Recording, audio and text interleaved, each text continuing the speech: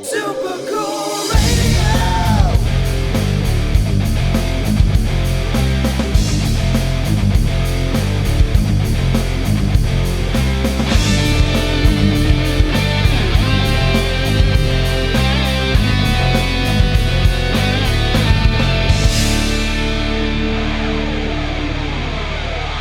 Hey everyone, before we jump into the show, I want to tell you about our merch store on Threadless. Shop a wide variety of logos with multiple colors and sizes available for each design. Your support is greatly appreciated and helps us continue to make killer content like this episode. Please visit supercoolradio.threadless.com or the link in the description to shop now. Hello everyone. I am Matthew Thomas. This is Super Cool Radio. Have a great guest with me at this time. In June, they released a killer new music video for the return and will embark on the Return of Tour starting on September 29th. Please welcome the lead vocalist of Sleep Signals. He is Robert Cosgrove. What's up, man? Thanks for having me. Of course. Thank you so much for joining me. I was very excited when I saw that you guys would be embarking back on tour coming up in September. So very excited for you guys. Hell yeah, man. We're really pumped to be back out on the road. It's been a long time coming, so we're really happy to be back out. For sure. I know you've discussed this on, obviously multiple different interviews and podcasts and all that. So I won't stick on this topic for too long, but I did want to ask. So, I saw a lot of support after the accident. I saw people sharing the GoFundMe and stuff. Did you see yourself like about a year later returning back to touring? No, to be honest. I mean, not this soon. Just after all the injuries that everybody sustained in the wreck, and I mean, the severity of the whole thing. We lost all of our gear, lost everything. I definitely did not see us, being able to turn this around and get back on the road within a year. It's pretty amazing, to be honest. Like it's been kind of a whirlwind, this whole experience. So it doesn't even seem like it's been a year. It seems like it's been like a few months or something. But yeah, it's been crazy, man. Well, I'm very happy for you guys that you are returning to tour. I know obviously it was very, a very huge accident for you guys and with everyone involved, plus with your gear and all that stuff. So I'm glad you guys are getting back and sooner than expected too. Yeah, thanks, man. Yeah, we're so stoked to be back. I can't even, words can't express, man. So I did want to talk about, so you are obviously returning to tour as we've already discussed. So like, what can people expect from the return of tour? I think it's going to be a really special tour. I think it's going to be the most special tour we've ever played, to be honest. I'm so much looking forward to just being able to experience, the joy of us being on stage. I think is gonna kind of like go out into the crowd, and that's gonna come back to us. And like, I just can't imagine what it's gonna be like stepping foot on that first stage, getting back. There's just gonna be so much positivity bouncing off the room. And it's really cool. With the exception of the first date on this tour, like most of these are really small rooms, just like 200-300 cap rooms. So we expect a lot of sellouts on this tour, and it's just going to be packed in, hot, sweaty rock and roll shows. So we're really looking forward to that. I think it's just going to add such an interesting dynamic to what's already really an interesting dynamic. Oh, definitely, for sure. I know it's mostly it's out on the West Coast. Unfortunately, I'm in Indiana, so I won't be able to catch you guys. Even though hopefully with more touring, I will be able to see you guys. But for you and Sleep Signals, how are you preparing for tour? Is it going to be different compared to preparing for previous tours, or like what do you do to prepare for tour? Yeah, so and I do just want to touch really quick too. Like we are working on more dates, so like we're working really hard to get out your way, and we're we have a lot of ground to cover, and we haven't played anywhere in a year. So, we have like the entire US that we need to cover, and it's going to take some time, but we are working on it. That's very good to hear. But as far as preparation for tour and everything, I do think it will be different. I know that like everybody's so excited to be back out on tour and playing shows and hanging out with people and meeting new people and doing the things that we love to do, the cool parts of tour. Traveling has always been a really cool part of tour for me too. Just being able to like see different locations and try different foods and eat the local foods that everybody likes in that area, and go check out the cool restaurants or places that everybody is stoked about in that area. But the other side of the travel thing, like nobody is terribly excited to like be back in a bus or a van or anything like that again. So it's going to take some getting used to. We just, backing up for a second, like the bus that we were in a wreck with was actually a rental because our transmission on our bus had blown like a few days prior. So fortunately or unfortunately, I guess, however you want to look at that, we like to try to find the silver linings. But our bus was actually intact. So we just got our bus back like a month ago. And I know that we're looking into different ways that we can try to better secure everybody and make sure that everybody is as safe as possible anyway. When you're on the road, we play usually at least 100 shows a year. When you're on the road that much, things are going to happen. It's just like, it's happened to a lot of other bands too. It's just part of being on the road. So all we can try to do is just like better prepare and try to make sure we're as safe as possible and just take as much of that risk away. So as far as prep for tour, like that's one of the big things. And then, just like rebuilding our rig. We lost like I said, all of our equipment and our production stuff. So over the past couple months, we've just been, repurchasing all of our gear and trying to piece that all back together. Our live rig is it's about 98% complete. We also, we decided to up our production game this time. So our production is like pretty on par with any like headlining band you're ever going to see, like we've got like some pretty legit production going. So we've just been working really hard on preparing all that kind of stuff and, just working hard behind the scenes to kind of get all that stuff back ready to be on the road. Well, that's really awesome to hear. I can definitely understand about being in a bus again. I guess that is definitely a silver lining that it wasn't your actual bus; it was a rental. Hopefully, you had insurance and everything was all sorted out. But definitely, it's really you guys really had to build back everything that was either because of the accident. And I'm glad to hear that you guys got a lot of your stuff back. The rigs are complete. You got the production to rival many headlining bands. Sounds like this is almost like a new chapter for Sleep Signals. Yeah, it is. Yeah, and I'll shout out like things like Visa because it's all on credit. So now we got to go work all that stuff off. But yeah, like so, it is. It is really kind of a new chapter for us, and we've been working really hard in the studio recently as well, and this experience definitely gave us a lot to write about. And, I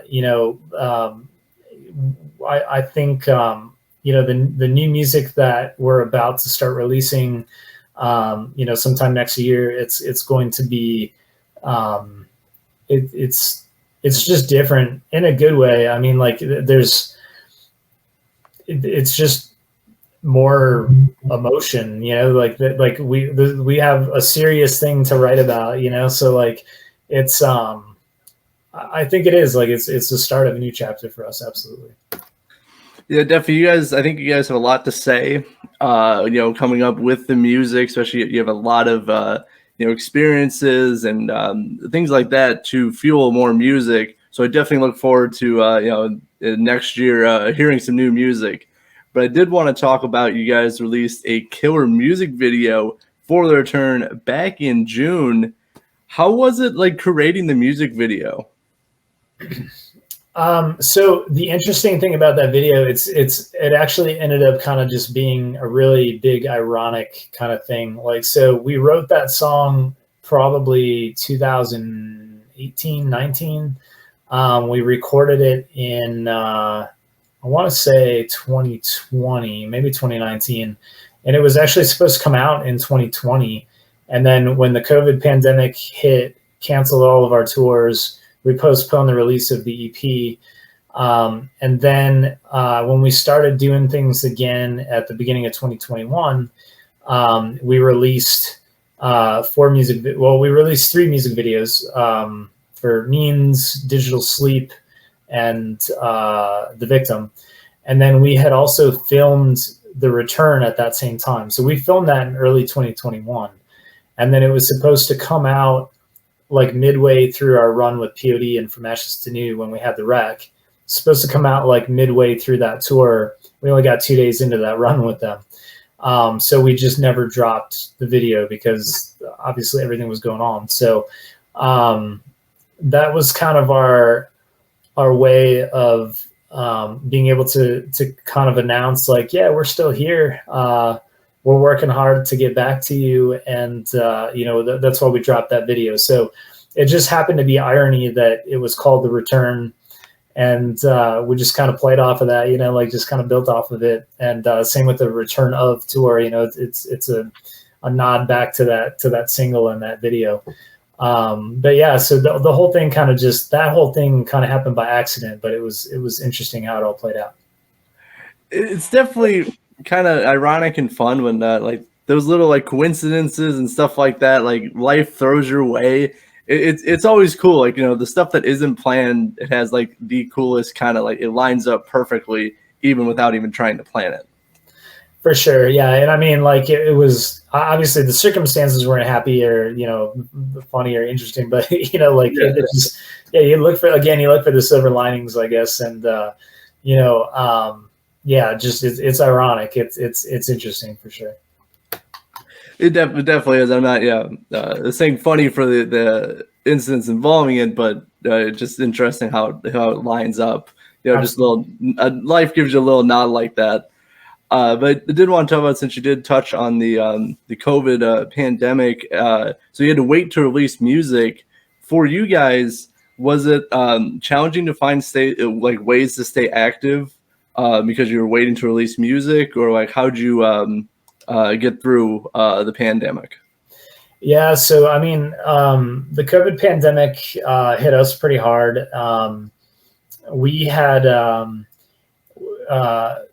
so the band has always kind of been scattered all over the place. We've kind of had members from a lot of different areas and that kind of thing. And we've gone through quite a few members in the band over the years, just trying to find the right guys and that kind of thing. And everybody had actually just moved out to Western Wisconsin to do the band, full time and make sure that we were able to be close to each other and start writing together more and, do all the things that are difficult to do when you're remote.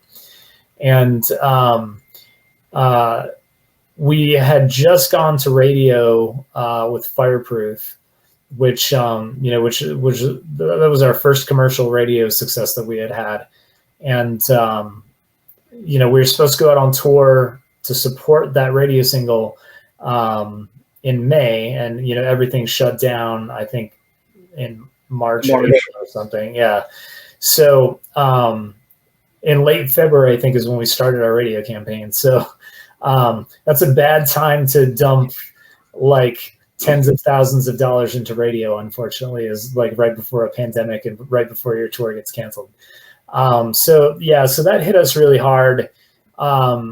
Everybody kind of ended up moving back home and just pursuing college and work and life things and doing, non-band things because we couldn't do band things. So, we were pretty quiet, to be honest, most of the COVID pandemic. And then, unfortunately, we lost a couple of members, during that time too with the pandemic. And, we were pretty quiet during most of the COVID stuff. Yeah, definitely. I can imagine. I know. Yeah, it was a very dramatic, shift of like how the world operated and stuff. And unfortunately, no one has a crystal ball, or if you do, well, I don't know about it. But starting in February, and then immediately, like less than a month later, the whole world shut down. No tour, all that stuff. It was unfortunate, but I'm glad. You guys made the most, out of everything. Obviously, you were quiet, but now obviously you guys are coming back very hard with, the return of tour and stuff. So for you, is there one or two things that you learned about yourself because of the pandemic? Um, I think one thing that I learned is to like push my limits. And I learned a lot about my work ethic. I think and other guys in the band, their work ethic. Um, just trying to keep things afloat and during the pandemic, I was running most of the show, and it really pushed me to my limits, and made me realize what my boundaries were, I guess. And then I'd say too, like just we learned a lot about fan interaction and stuff like that. I think too, how to better communicate with fans online and that kind of stuff. Because we've always been a live band. That's always been kind of our primary thing. We've never been much of an internet band, and I think it definitely forced us to have to communicate with our fans online a lot more. Which it's not that we didn't want to communicate with those people; it's just that we were communicating with them all the time in person, because we were out on the road and seeing these people and hanging out with these people. But like being quarantined like that, like forces you to try to figure things out a little bit differently online. And we've tried to stick with that. Now we try to do both, but yeah, that was definitely an interesting thing that we learned, I think. Yeah, definitely. It was, I know a lot of bands had to, figure out, because many bands were, live bands. They love the fan interaction stuff. So again, when all this happened, not, people weren't properly equipped to do like this live stuff. And, I used to do in-person interviews, and I had to do like switch to this. So I was like, okay, what do I need? I need a mic, camera, all this stuff. So it is, it's good. I still like doing interviews like this, but now I'm starting to do in-person interviews, which is really awesome. But yeah, you had to, shift and do everything and communicate just all through the internet. And, I think people got used to it, but now I think people are, obviously they're ready to experience the in-person interaction now. Yeah, and we're into both of those things now. Now we love the internet interaction. We try to, we're always trying to, respond to every single comment and every single post about us. That's something we pride ourselves on, and we really work hard to try to keep up with all of that. But yeah, there's no substitute for being on the road and seeing fans in person and interacting with them in person, and just being able to hang out. That's why we do what we do. This is, if we did this for the money or the fame or whatever it was, like we'd be done a long time ago. But it's about just like hanging out with fans and getting to meet people. And it's really the best part of doing this. You touched on a really good point of, if you were doing this for the money, like bands, like you sometimes tell, like if they're just doing it for money, like they don't last very long. It's the people who have the passion for the music that, that's what continues to drive them. That's why, they do all these tours, they do all this music, is for the fan interaction because of their passion of music as well.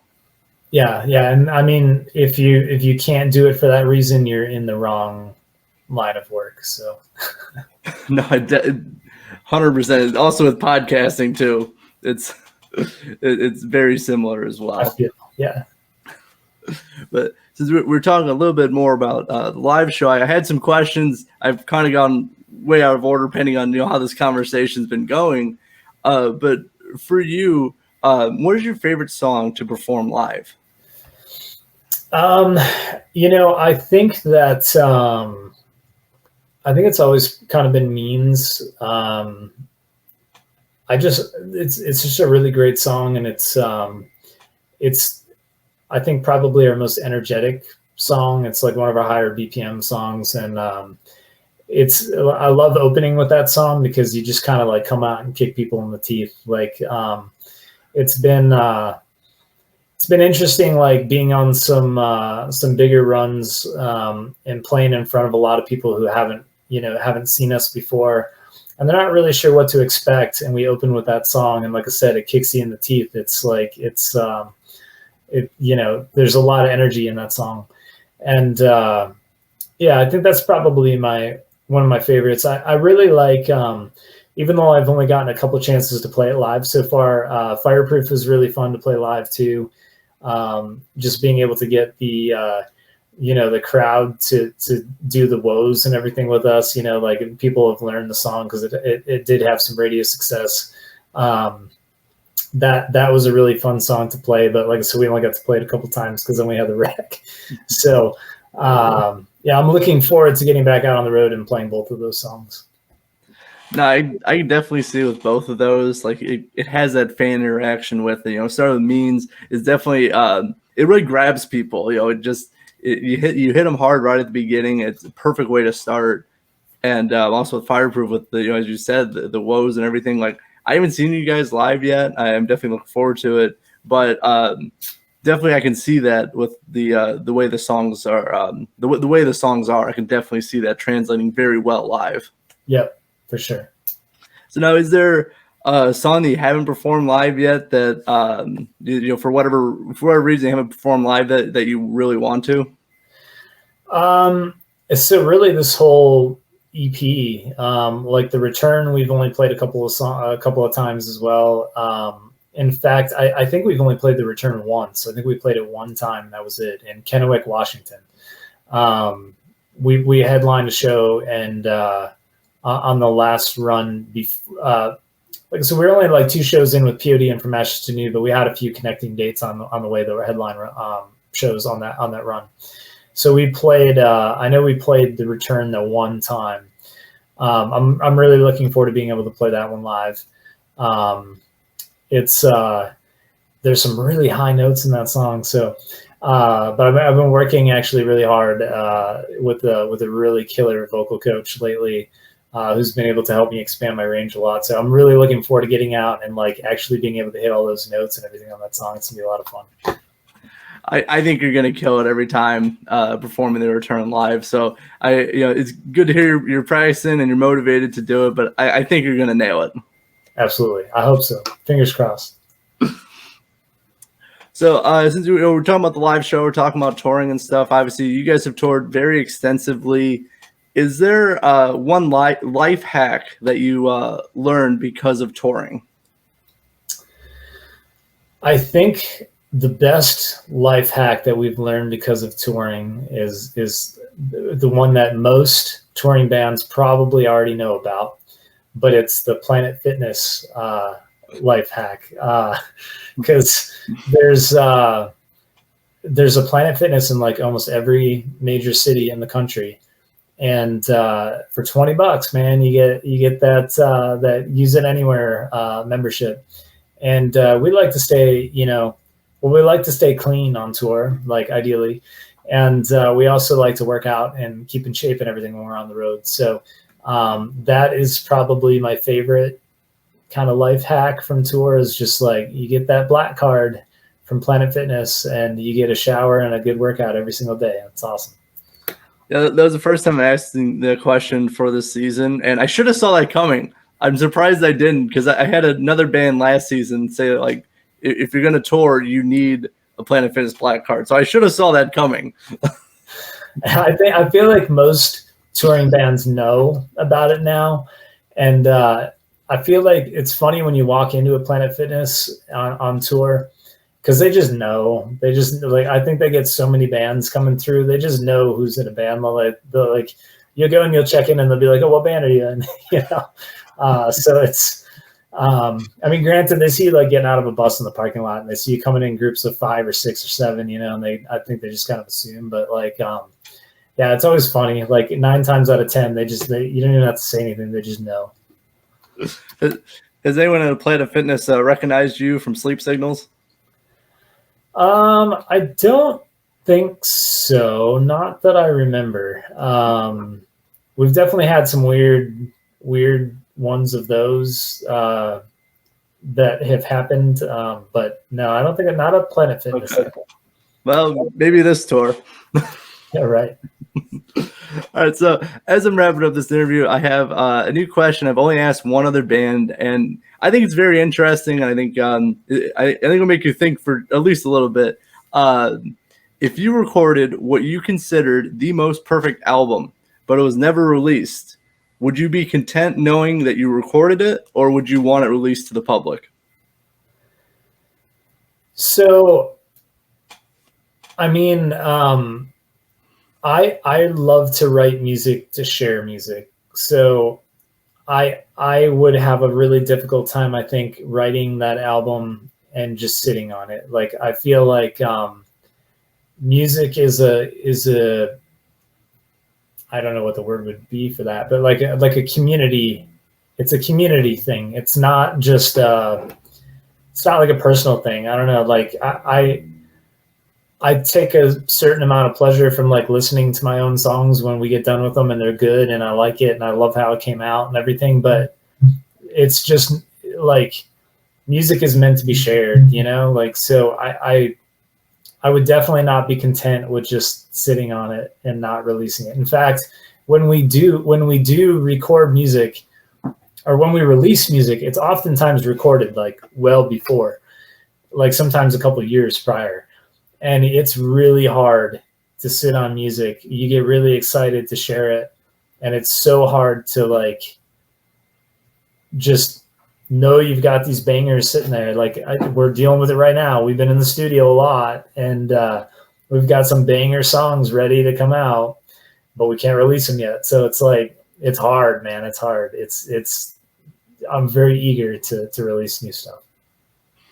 I can definitely see that. And have you ever like been like, oh, I'm not good with keeping secrets. So as soon as like I know something or like, as soon as like I'm planning to release some, I usually tell some of my friends like, hey, dude, I'm releasing this new interview or new episode and something.